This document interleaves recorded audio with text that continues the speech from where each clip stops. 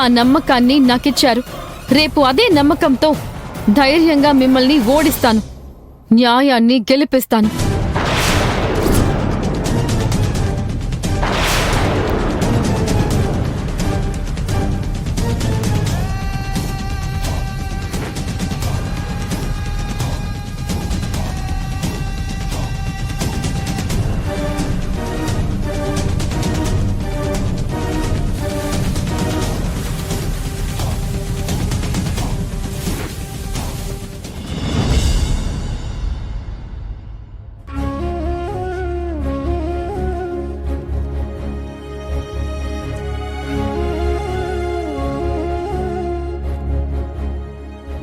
నానా,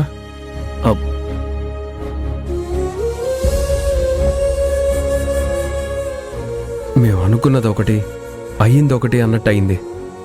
మనం కేసు గెలవడానికి చాలా దగ్గరగా వెళ్ళాం. కానీ కనిష్క, ఆ లాయర్ వైశాలి కలిసి మా ఆశలపై నీళ్లు జల్లారు.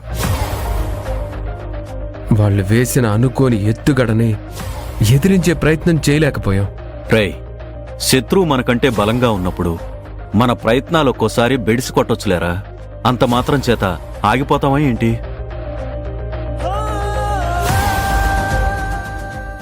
నాకు అభి మీద పూర్తి నమ్మకం ఉంది.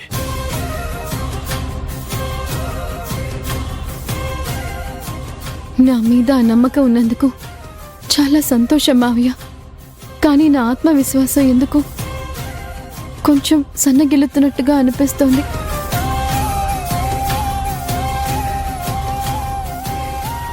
అభి,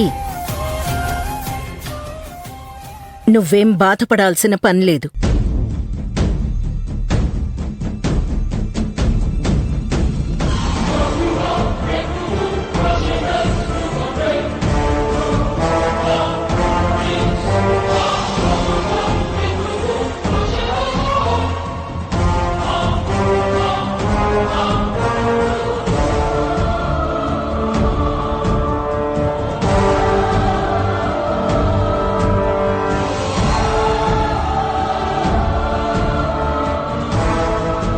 నువ్వు నిజాయితీగానే పోరాడుతున్నావని నాకు అర్థమవుతుంది.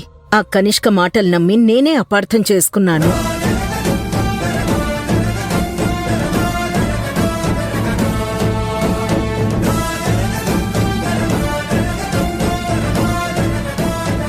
వేదా, నువ్వేనా ఇలా మాట్లాడుతుంది? అరే, నాకసలు నమ్మబుద్ధి కావట్లేదు. వాస్తవాలు కళ్ళకి కట్టినట్టు కనిపించాక కూడా నేను నోరు విప్పకపోతే నా మనస్సాక్షి నన్ను ప్రశాంతంగా ఉండనివ్వదండి. వేదా, నీలో వచ్చిన ఈ మార్పుకి నాకు చాలా సంతోషంగా ఉంది. చూడభి, మన కుటుంబం మీద పగపట్టిన కనిష్క అనే కట్లపాముని, అది నీపై కక్కే విషాన్ని నేను పసిగట్లేకపోయాను.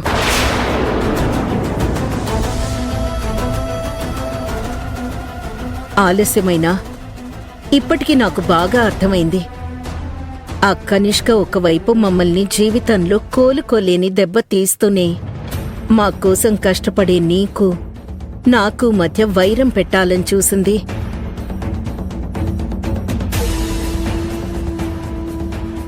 ఈరోజు కనిష్క చేసిన పనికి నాకు బాగా బుద్ధొచ్చింది.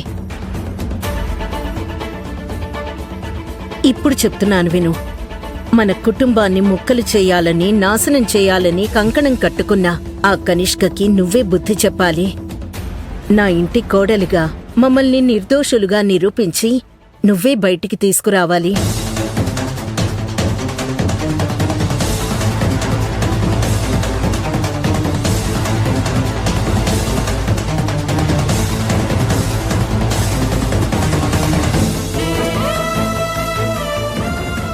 అమ్మా, నువ్వు అభిని ఇంటి కోడలుగా అంగీకరిస్తున్నావా?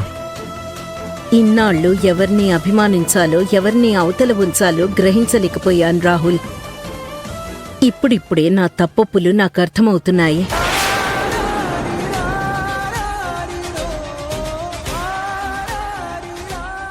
అత్తయ్య, ఇన్నాళ్ళు అభిని వెలివేసిన మీరు ఇప్పుడు అభిని ఇలా కలుపుకుంటుంటే మా ఆనందానికి అసలు హద్దులే